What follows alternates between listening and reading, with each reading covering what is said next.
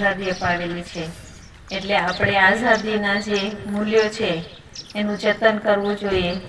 અને આપણા દેશમાં જેટલો આપણે એક વિકાસની હરણફાળ ભળી છે.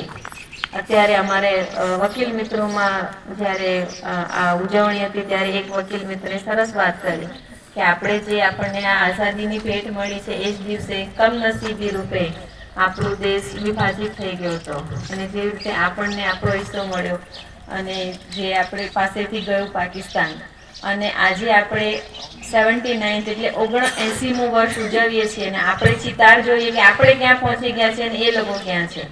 અને એના ઉપરથી આપણે બોધપાઠ લેવાની જરૂર છે કે આપણને મૂળભૂત અધિકારો મળેલા છે એની સાથે સાથે જે આપણી ફરજો છે એનું પણ આપણે એટલા જ સાચા દિલથી પાલન કરીએ તો આપણે હજુ ચોક્કસ મહાસત્તા તરફ જઈ તો રહ્યા છીએ પણ આપણે ખૂબ જ વિકાસ પામીને આપણું આગવું સ્થાન પ્રાપ્ત કરી શકીએ અને એમાં આપણે